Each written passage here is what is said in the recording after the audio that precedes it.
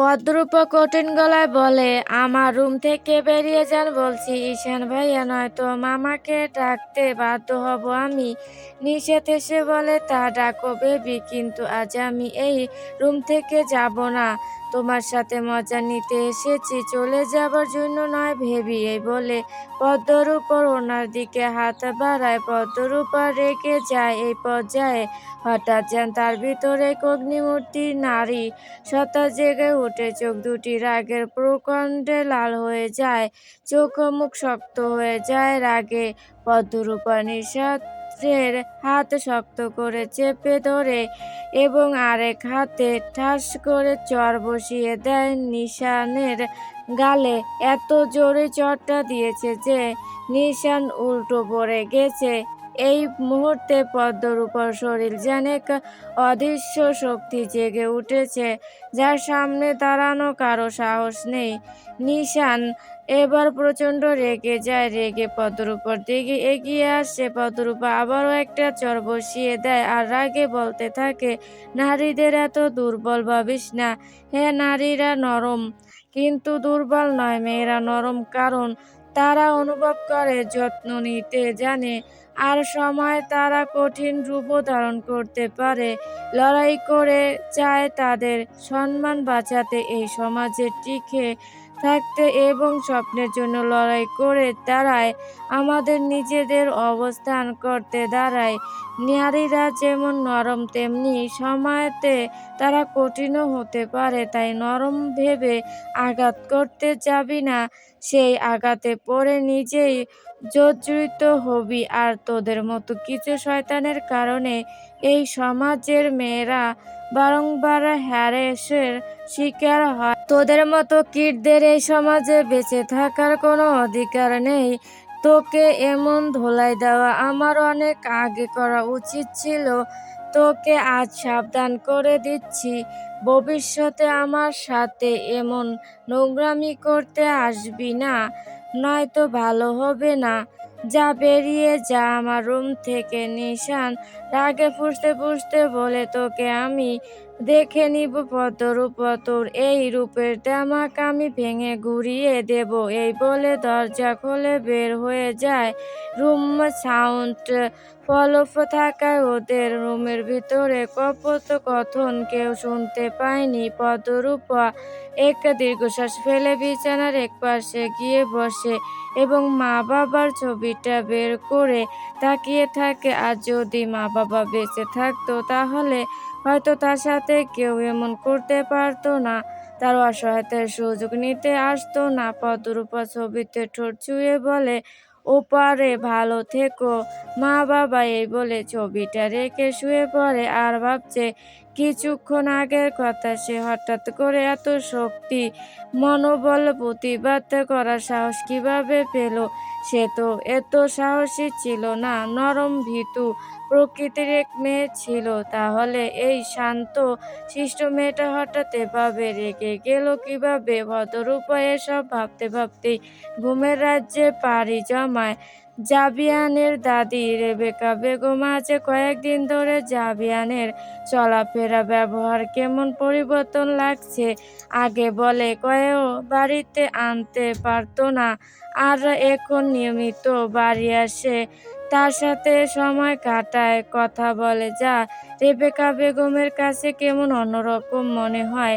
হঠাৎ জাবিয়ানের কি হলো? হঠাৎ করে এত পরিবর্তন? রেবেকা বেগম এসব ভাবছিল তখন জাবিয়ান বাড়িতে আসে, সাথে রোহান।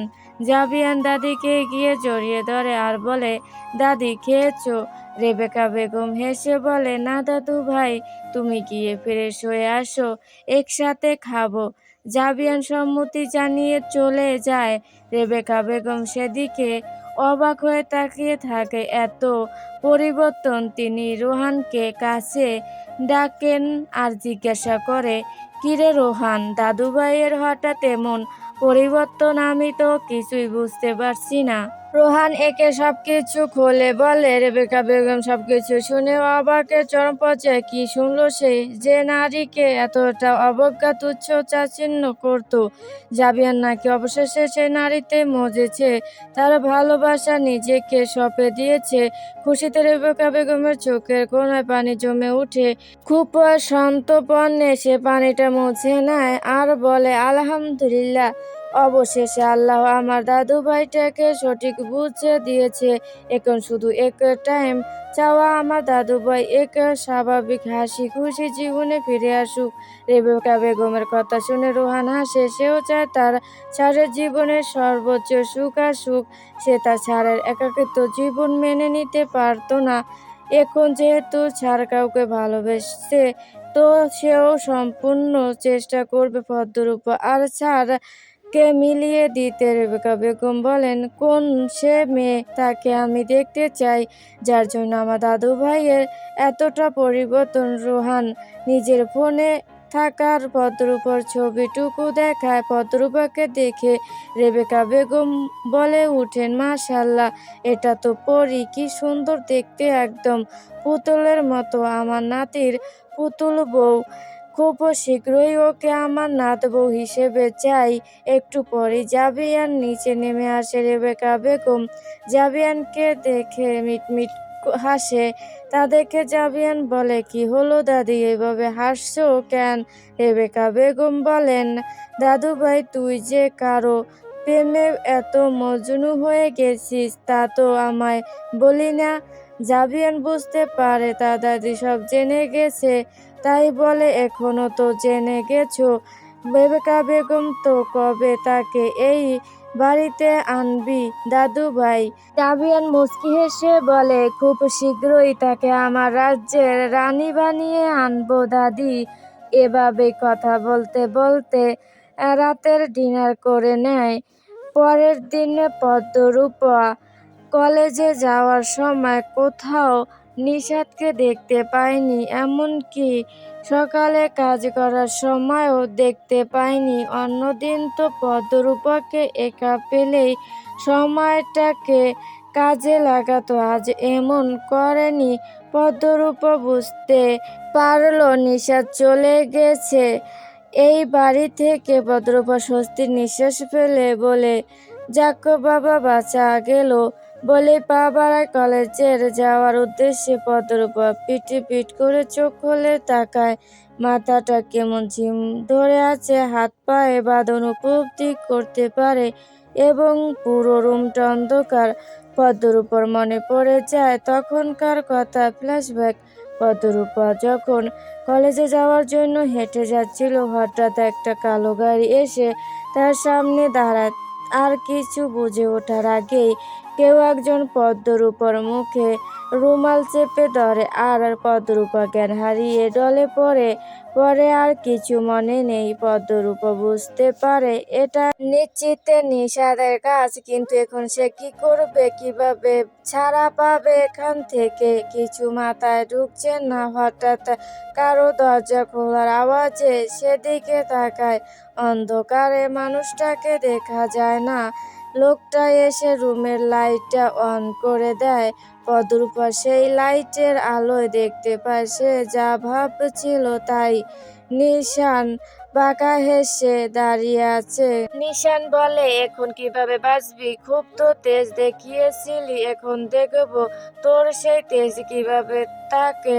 তোর এমন অবস্থা করব যে রাস্তার কুকুর দেখলো ভয় পাবে। এই বলে নিশাত পদ্মরূপার দিকে এগিয়ে যায়। হঠাৎ গুলির শব্দে চমকে যায় নিশাত এবং পিছনে ফিরে তাকায়। দেখতে পায় কালো পোশাকধারী এক লোক বন্দুক হাতে দাঁড়িয়ে আছে।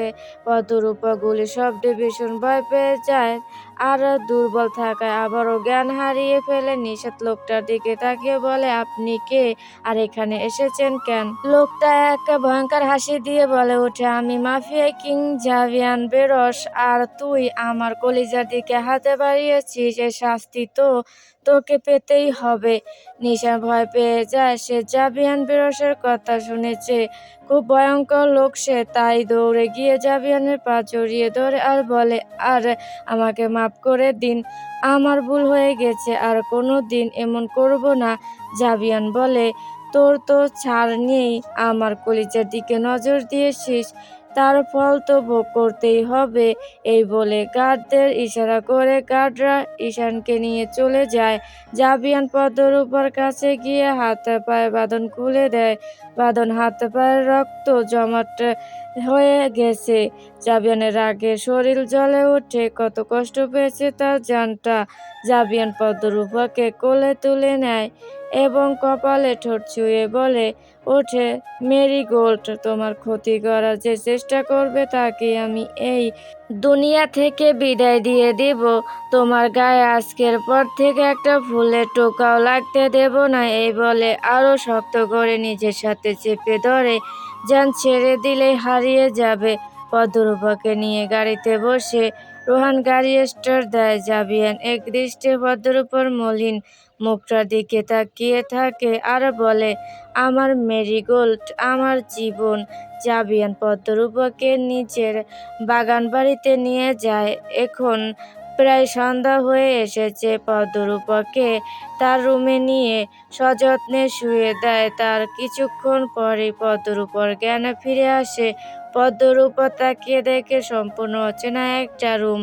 পদ্মরূপা আশেপাশে তাকায়, কাউকে দেখতে পায় না। রুমটা খুব সুন্দর পরিপাটি করে সাজানো। পদ্মরূপা উঠে বসে, তখনই দরজা ঠেলে জাবিয়ান প্রবেশ করে রুমের ভিতর। জাবিয়ানকে দেখে পদ্মরূপা অবাক হয়ে আর বলে, আপনি এখানে, আর আমি এখানে কিভাবে, কে এনেছে আমায়? জাবিয়ান পদ্মরূপাকে আরো অবাক করে দিয়ে পদ্মরূপার কাছে গিয়ে বসে এবং পদ্মরূপার কপালে চুমুক খায় আর বলে, এত অস্থির হও না সোনা, তোমাকে আমি এখানে নিয়ে এসেছি। পদ্ম যেন আরো শখ খায়। লোকটা তার কপালে চুমু খেলো, আবার কেমন করে জানি কথা বলছে। পদ্ম ফেল দৃষ্টিতে তাকিয়ে থাকে জাবিয়ানের দিকে। তা দেখে জাবিয়ান মুচকি হাসে আর বলে, এই ছোট মাথায় এত প্রেশার দিও না মেরিগোল্ড, এখন থেকে সব চিন্তা ভাবনা বিদায় দিয়ে শুধু আমার কথাই ভাববে, বুঝেছো আমার জান পাখি? পদ্মরূপা যেন অবাকের উপর অবাক হচ্ছে। জাবিয়ান খাবার প্লেটে নিয়ে পদ্মরূপার সামনে এসে বলে, এবার লক্ষ্মী মেয়ের মতো খেয়ে নাও তো দেখি। পদ্মরূপা কথা বলার ভাষা হারিয়েছে। তার বাবা মা মৃত্যুর পর থেকে এত যত্ন আর ভালোবাসা দেয়নি। পদ্মরূপার অযত্নে চোখ থেকে দু ফোঁটা পানি গড়িয়ে পড়ে। জাবিয়ান পদ্মরূপার চোখের পানি মুছে দিয়ে বলে, উফ, একদম পানি ফেলবে না, আমি তোমার চোখের পানি সহ্য করতে পারি না। মেরিগোল্ড, একদম কাঁদবে না তুমি, তোমার চোখের পানি দেখলে পাগল হয়ে যাই আমি। কলিজা, আজ থেকে এক ফোঁটাও চোখের পানি ঝরতে দেব না আমি। জাবিয়ান পদ্মরূপাকে খাইয়ে দিতে থাকে আর পদ্মরূপা বাধ্য মেয়ের মতো খেয়ে নেয়। পদ্মরূপাকে খাইয়ে তারপর বলে, এখন থেকে তুমি এখানেই থাকবে, এর সম্পূর্ণ ব্যবস্থা আমি করছি তোমার জন্য। অনেক বড় একটা সারপ্রাইজ অপেক্ষা করছে কলিজা, এখন তুমি বিশ্রাম নাও, আমার একটা জরুরি কাজ আছে, তাড়াতাড়ি কাজ সেরে তোমার কাছে চলে আসব। এই বলে রুম থেকে বেরিয়ে যায়। আর জাবিয়ানের যাওয়ার দিকে পদ্মরূপা তাকিয়ে থাকে। প্রথম থেকেই তার কাছে জাবিয়ানকে ভালো লাগতো, কিন্তু তা কখনো প্রকাশ করেনি। কিন্তু এত কাছে থেকে মানুষটাকে দেখে এবং তার যত্ন, ভালোবাসা, কেয়ার দেখে পদ্মরূপার মনে এক অদ্ভুত ভালো লাগা কাজ করছে। কেন জানি তার খুব খুশি লাগছে। পদ্মরূপাকে যখন গাড়ি করে নিয়ে যাচ্ছিল তখন জাবিয়ানের একজন গার্ড দেখে নিয়েছিল, তবে কিছুটা দূরে থাকায় আর হঠাৎ করে হয়ে যাওয়ায় সে কিছু করতে পারেনি। তাই সাথে সাথে জাবিয়ানকে ফোন করে জানায়। খবর শুনে জাবিয়ান পাগলের মতো ছুটে এসেছিল এবং অনেকক্ষণ খোঁজার পর পদ্মরূপাকে খুঁজে পেয়েও যায়। সেই সময়টা জাবিয়ানের যে কেমন করে কেটেছে তা একমাত্র জাবিয়ানই জানে। কেমন পাগল পাগল লাগছিল জাবিয়ানকে। জাবিয়ান চলে আসে তার গোপন বাড়িতে। রুমে বেঁধে রাখা হয়েছে নিশানকে। জাবিয়ান নিশানের সামনে চেয়ার টেনে বসে আর ভিলেন হাসি দিয়ে বলে, কি কেমন লাগছে আমার খাঁচায় বন্দি হয়ে? খুব ভালো লাগছে তাই না? নিশাদ ভয়ে ভয়ে কাঁপা কণ্ঠে বলে, প্লিজ ভাই, আমাকে মাফ করে দেন, আমার ভুল হয়ে গেছে, আর কোনো দিন এমন করব না। জাবিয়ান আবারও বাঁকা হেসে বলে, আরও করার সুযোগটুকু পেলে তো করবি। এই কথা শুনে নিশানের ভয়ে আন্তরটা কেঁপে উঠে। জাবিয়ান একটা ছুরি বের করে নিশানের হাত বরাবর ঢুকিয়ে দেয়। নিশান আকাশ কাঁপানো এক চিৎকার দিয়ে উঠে। সেই চিৎকারে জাবিয়ান আনন্দ পায়। জাবিয়ান বলে, আমার কলিজার দিকে নজর দিয়েছিস, তাকে তুলে নিয়ে কষ্ট দিয়েছিস, তাকে বাজেভাবে স্পর্শ করার মনোভাব পোষণ করেছিলি, তোকে আমি কি করে ছেড়ে দেই বলতো? এই বলে অপর হাতেও ছুরির আঘাত বসিয়ে দেয়। নিশা সমানে চিৎকার করছে আর বলছে তাকে ছেড়ে দিতে যাবেন। রোহানকে বলে নিশাদকে প্ল্যাটফর্মের নিকটে দিয়ে আসতে। রোহান এবং আরো দুজন ঘাটে মিলে নিশাদকে প্ল্যাটফর্মের নিকটে ছেড়ে দিতেই মুহূর্তেই প্ল্যাটফর্ম গিলে নেয় নিশাদকে। জাবিয়ান বেরিয়ে যায় সেখান থেকে, পিছন পিছন রোহানও যায়। এদিকে পদ্মরূপা ব্যালকনিতে দাঁড়িয়ে আছে। খুব সুন্দর বাড়িটা। পদ্মরূপা ঘুরে ঘুরে এতক্ষণ দেখছে, খুব পছন্দ হয়েছে পদ্মরূপার বাড়িটা। এখন সে ব্যালকনিতে এসেছে। ব্যালকনিতে একটা দোলনা রাখা, বেশ সুন্দর, একদম পাখির বসার মতো ডিজাইন করা। পদ্ম গিয়ে দোলনায় বসে। তার ঠোঁটের কোণায় হাসি ফুটে ওঠে, কিন্তু হঠাৎ তার মনটা খারাপ হয়ে যায়। আচ্ছা, তাকে না পেয়ে কি তার মামা তাকে খুঁজছে? আর আমরিন তো তাকে খুব ভালোবাসে, সে কি পদ্মরূপাকে খুঁজবে? কি করছে তারা? পদ্মরূপা এসব ভেবে পদ্মরূপা অস্থির হয়ে যায়। জাবিয়ান রুমে ঢুকে পদ্মরূপাকে পায় না। তার কলিজাটা মোচড় দিয়ে ওঠে, তার মেরিগোল্ড কোথায়? তখন দেখতে পায় পদ্মরূপা ব্যালকনি থেকে আসছে। জাবিয়ানের জানে যান পানি আসছে। সে দৌড়ে গিয়ে পদ্মরূপাকে জড়িয়ে ধরে। পদ্মরূপা হকচকিয়ে যায়, কিন্তু কিছু বলে না। জাবিয়ানের বুকে চুপটি করে মিশে থাকে। কেন জানি এই মানুষটার বুকে এলে তার অন্যরকম প্রশান্তি কাজ করে মনে। কিছুক্ষণ চুপ থেকে বলে উঠে পদ্মরূপা, আমি যে এখানে, মামা জানে না, আর আমার ফ্রেন্ড আমরিনও তো জানে না। ওরা আমাকে না পেয়ে চিন্তা করবে তো। জাবিয়ান পদ্মরূপার চুলের ভাঁজে ঠোঁট ছুঁয়ে মুচকি হেসে বলে, এই জন্য আমার মেরিগোল্ডের মন খারাপ? একদম চিন্তা করো না সোনা, তারা জানে তুমি নিরাপত্তার চাই আছো, আর মন খারাপ করতে হবে না তোমাকে। হঠাৎ পদ্মরূপার খেয়াল হয় জাবিয়ান তাকে মেরিগোল্ড বলে ডাকছে। পদ্মরূপা চমকে তাকা জাবিয়ানের দিকে আর বলে, তার মানে আপনি কি সেই যে আমাকে লুকিয়ে চিঠি দিত? জাবিয়ান উপর নিচে মাথা নাড়ায় আর বলে, আমার পরীটা কত বুদ্ধিমান, আমাকে চিনে ফেলে সোনা। পদ্মরূপা অবাক হয়ে তাকিয়ে থাকে জাবিয়ানের দিকে। জাবিয়ান পদ্মরূপাকে কোলে বিছানায় বসিয়ে দেয় আর একটা প্যাকেটে গিয়ে দেয় আর বলে, নাও এগুলো খাও, আমি ফ্রেশ হয়ে আসছি। এই বলে জাবিয়ান চলে যায়। আর পদ্মরূপা প্যাকেটে খুলে দেখে তাতে আইসক্রিম এবং চকলেট। পদ্মরূপা খুব খুশি হয় তা দেখে এবং চকলেট খেতে শুরু করে। প্রায় 10 মিনিট পর জাবিয়ান বেরিয়ে আসে এবং পদ্মরূপাকে কোলে নিয়ে নিচে নেমে আসে। পদ্মরূপা লজ্জায় শেষ। সার্ভেন্টদের সামনে কিভাবে কোলে নিয়ে আসলো, কি ভাববে ওরা? পদ্মরূপা এসব ভেবেই লজ্জায় নুয়ে যাচ্ছে। তা দেখে জাবিয়ান বলে, ইস, এভাবে লজ্জা পেও না সোনা, পরে ভুল কিছু করে ফেলবো। পদ্মরূপা নিজের মুখ লুকায় লজ্জায়। খাবার টেবিলে এনে পদ্মরূপাকে বসিয়ে দেয় এবং নিজ হাতে পদ্মরূপাকে খাইয়ে দেয় এবং নিজেও খেয়ে নেয়। জাবিয়ান পদ্মরূপাকে বিছানায় শুয়ে দিয়ে মাথায় হাত বুলিয়ে আর কপালে ঠোঁট ছুঁয়ে বলে, ঘুমিয়ে যাও সোনা, আগামীকাল তোমার জন্য সারপ্রাইজ অপেক্ষা করছে। পদ্মরূপা কৌতূহলী হয়ে প্রশ্ন করে, কি সারপ্রাইজ? জাবিয়ান হেসে বলে, তা আগামীকালই জানতে পারবে। বলে দিলে কি সারপ্রাইজ থাকে সোনা? পদ্মরূপা আর কিছু বলে না। জাবিয়ান মাথায় হাত বুলিয়ে দেয়। পদ্মরূপা আরাম পেয়ে ঘুমিয়ে যায় আর জাবিয়ান এক দৃষ্টিতে তাকিয়ে থাকে পদ্মরূপার দিকে আর বলে, মাই মেরিগোল্ড, আগামীকাল থেকে তুমি পুরোপুরি আমার হয়ে যাবে। তোমাকে আমি সারা জীবনের জন্য আমার নাম এবং আমার জীবনের সাথে জড়িয়ে নেব। তুমি সম্পূর্ণরূপে হবে আমার মেরিগোল্ড। পরের দিন পদ্মরূপা সকাল সকাল উঠে যায়। নামাজ পড়ে ব্যালকনিতে গিয়ে দাঁড়ায়। একটু পরে দেখতে পায় জাবিয়ান হাতে টেনে নিয়ে রুমে ঢুকে পদ্মরূপার কাছে এসে বলে, গুড মর্নিং মেরিগোল্ড। প্রতি উত্তরে পদ্মরূপা মুচকি হাসি উপহার দেয়। এতে মিস্টার জাবিয়ান বেরস কপোৎকাতে হাসি যে মরতেও রাজি। জাবিয়ান এক কাপ চা এগিয়ে দেয় পদ্মরূপার দিকে, আরেকটাতে কফি যেটা নিজের জন্য এনেছে। পদ্মরূপা চায়ের কাপে চুমুক দিয়ে বলে, এটা কি আপনি বানিয়েছেন? জাবিয়ান মনে করছে ভালো হয়নি, তাই জাবিয়ান বলে উঠে, ভালো হয়নি তাই না?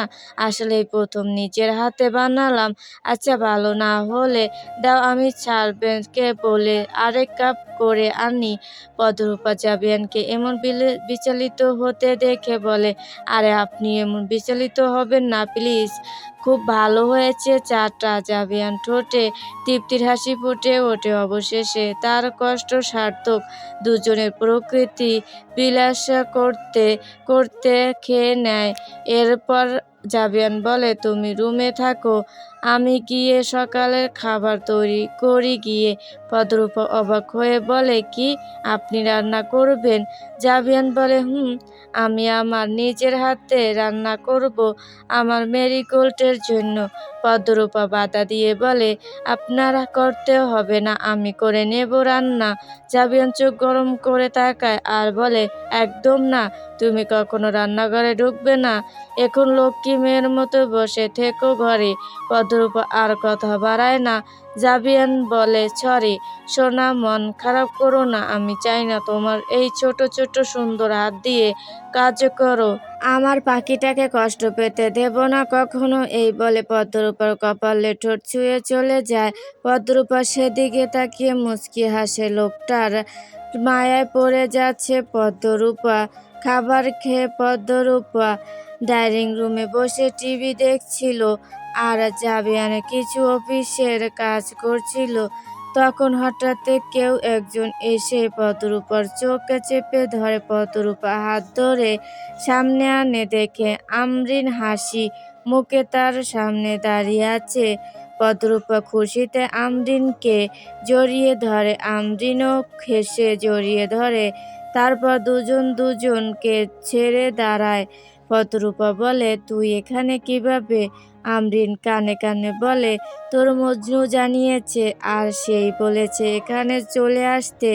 আজ তোর জীবনের স্পেশাল একটা দিন, আর এই দিনের আমি থাকবো না তা হয় বলতো? পদ্মরূপা আমরিনের কথা লজ্জা পায়, কিন্তু এটা বুঝতে পারে না কি স্পেশাল দিন। পদ্মরূপা বধূ সেজে বসে আছে ফুলে দিয়ে সাজানো বিছানায়।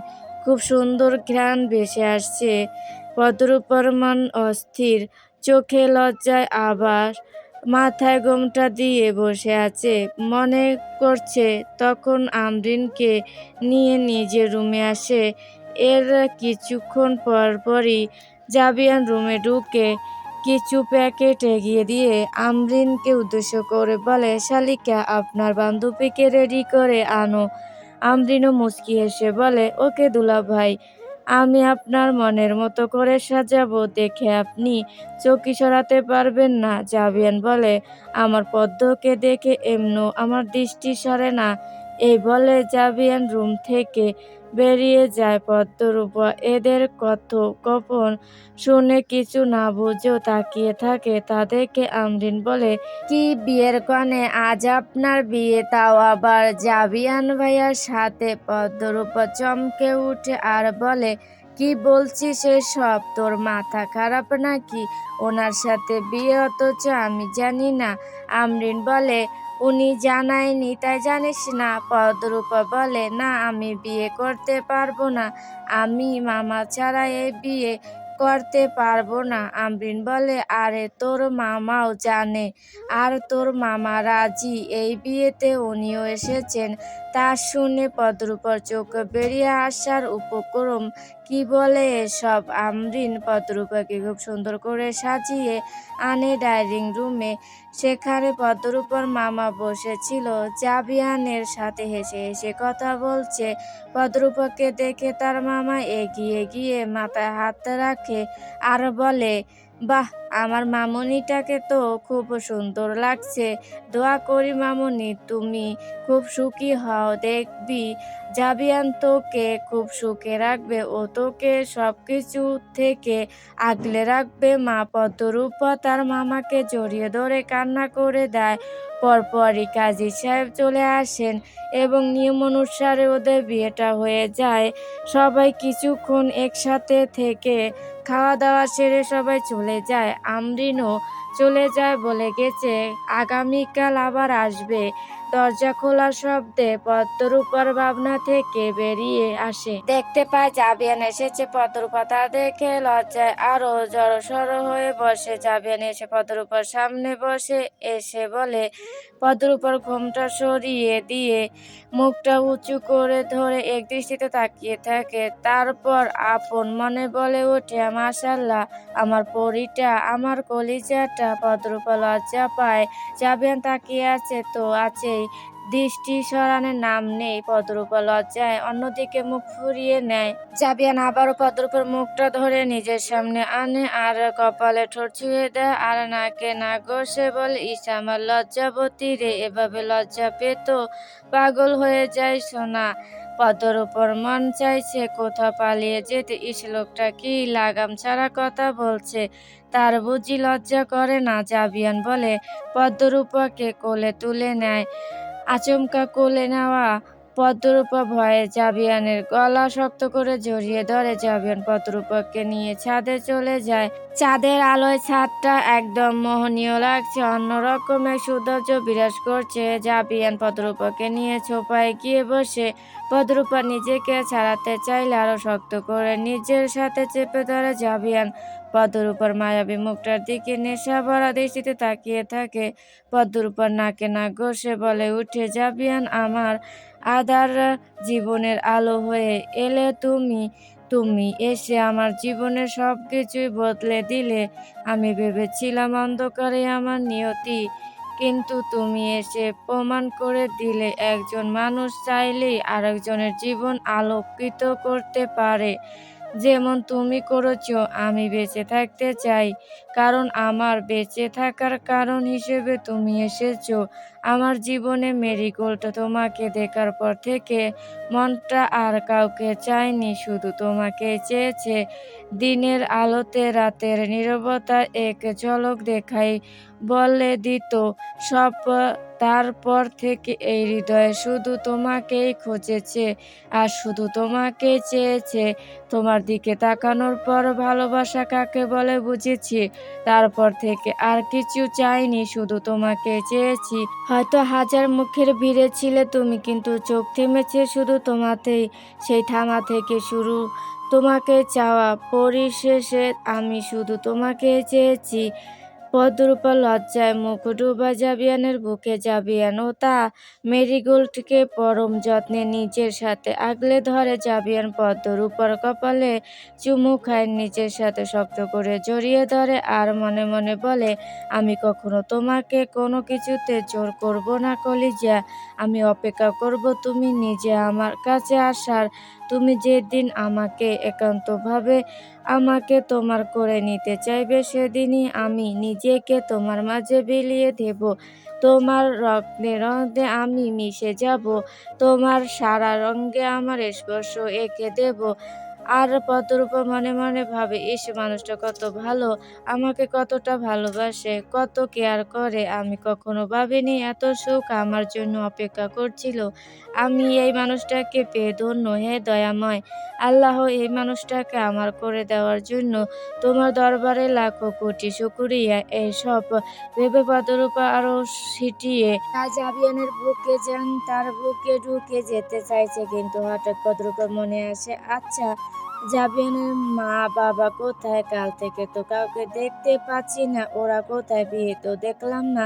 তাই পদ্মরূপা জাবিয়ানকে বলল, এই যে শুনুন। পদ্মরূপার এই ডাকে জাবিয়ানের বুকে কেমন এক শীতলতা বয়ে যায়। জাবিয়ান বলে, শোনা, আপনার পরিবারের সবাই কোথায়? কাল থেকে তো কাউকে দেখলাম না, বিয়েতেও দেখলাম না। জাবিয়ান শান্ত গলায় বলে, আমার পরিবার বলতে শুধু আমার দাদি জান আছে, আর কেউ নেই আমার। পদ্মরূপা অবাক হয়ে যায় আর বলে, কেন বাবা মা ওরা কোথায়? জাবিয়ান আবারও শান্ত কণ্ঠে বলে, নেয়। পদ্মরূপা বুঝে হয়তো মারা গেছে, তাই আর কোনো কথা বাড়ায় না, শুধু বলে, সরি, আমি আপনাকে কষ্ট দিতে চাইনি।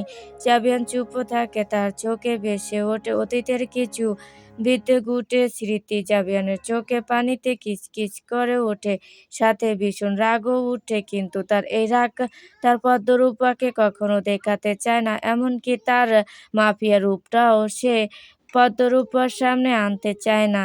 জাবিয়ানকে চুপ থাকতে দেখে পদ্মরূপার কেমন খারাপ লাগছে, কষ্ট হচ্ছে খুব। সে কাঁদো কাঁদো কণ্ঠে জাবিয়ানকে বলে, সরি বলেছি তো, আমি বুঝতে পারিনি। পদ্মরূপাকে কাঁদতে দেখে জাবিয়ান বিচলিত হয়ে ওঠে। পদ্মরূপার মুখটা দু হাতে উঁচু করে বলে, কি হয়েছে সোনা?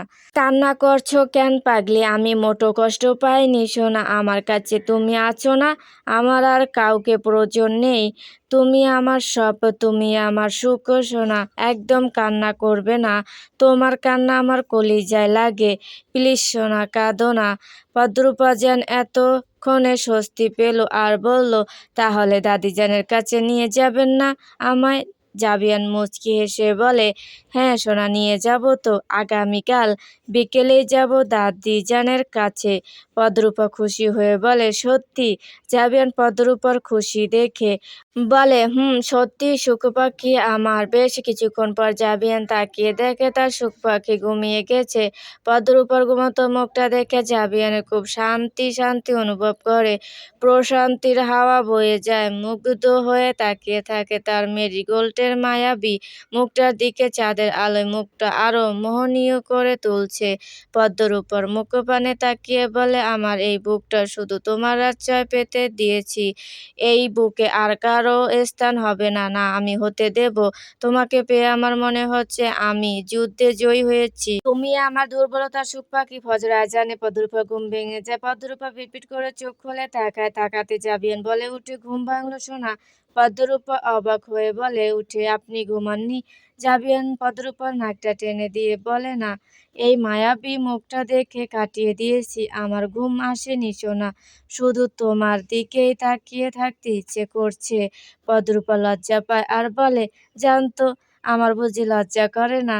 চলুন নামাজ পড়বো গিয়ে। জাবিয়ান পদ্মরূপাকে কোলে তুলে নিয়ে নেমে আসে। তারপর দুজন অজু করে একসাথে নামাজ পড়ে নেয়। জাবিয়ান এই প্রথম নামাজ পড়লো, আজ যে অন্যরকম শান্তি লাগছে তার। নামাজ শেষে জাবিয়ান আল্লাহর নিকট তার সমগ্র পাপের জন্য ক্ষমা চায়, কারণ হাজারো পাপিষ্ঠকে আল্লাহ ক্ষমা করে দেয়। পদ্মরূপাও তার মোনাজাতে জাবিয়ানের মঙ্গল কামনা করে। তাদের নামাজ শেষ হলে জাবিয়ান পদ্মরূপাকে নিজের সাথে জড়িয়ে ধরে আর কপালে ভালোবাসার পরশ এঁকে দেয়। ৯টায় আমরিন আসে এই বাড়িতে। পদ্মরূপাকে জড়িয়ে ধরে বলে, কেমন আছিস পদ্ম? পদ্মরূপা হেসে বলে, আলহামদুলিল্লাহ, ভালো আছি। তুই কেমন আছিস? আমরিন বলে, আমিও ভালো আছি। তো খবর কি সোনা তোমার? জিজু তো কেমন আদর করলো? পদ্মরূপা লজ্জা পায় আর বলে, এই বেডি, মুখে লাগাম দে, একদম বাজে কথা বলবি না। আমরিন দুষ্টু হেসে বলে, কেন রে, ভুল বললাম নাকি? নিজে বিয়ে করে বাসর ঘরে ঢুকে গেছিস আর আমরা বললেই দোষ। পদ্মরূপা বলে, হয়েছে, আর বলতে হবে না, চল নাস্তা করে আসি। উনি নিজের হাতে নাস্তা তৈরি করেছে। আমরিন খুশিতে লাফিয়ে উঠে বলে, কি বললি তুই? জিজু নিজের হাতে বানিয়েছে, তাহলে তো খেতেই হবে। চল চল, সবার ক্রাশ বয় বলে কথা। অন্যদিকে যাবে নাস্তা তৈরি করে টেবিলে এনে রাখছে, সাথে রোহানও আছে। আমরিন রোহানকে দেখে কেমন করে যেন তাকিয়ে থাকে। ওই দিন কলেজে জাবিয়ানের সাথে দেখেও তেমন একটা খেয়াল করেনি। আজ দেখে রোহানের মাথা থেকে পা পর্যন্ত খুঁটিয়ে খুঁটিয়ে দেখছে। রোহান দেখো মাশাআল্লাহ খুব সুন্দর, যে কোনো মেয়ে তাকে স্বামী হিসেবে নিজের পাশে কল্পনা করবে। রোহান তেমনি দেখতে। আমরিনের মনে হঠাৎ করে রোহানকে নিয়ে অন্যরকম এক অনুভূতি হচ্ছে। বুকের ভিতরটা কেমন ধকধক করছে। আমরিন নিজেকে কোনো রকম সামলিয়ে নাস্তা করার জন্য টেবিলে বসে। সবাই নাস্তা করে নেয়। সুলতান বিলা বিকালে যাওয়ার কথা থাকলেও পদ্মার উপর জেদ ধরেছে এখনই যাবে, তাই জাবিয়ান রাজি হয়েছে। আমরিনও সাথে যাবে, আর রোহান তো যাবেই। জাবিয়ানের ছায়া সঙ্গী বলে কথা। পদ্মার উপর নিজের রুমে রেডি হচ্ছে, আর জাবিয়ান ওয়াশরুমে গিয়েছে।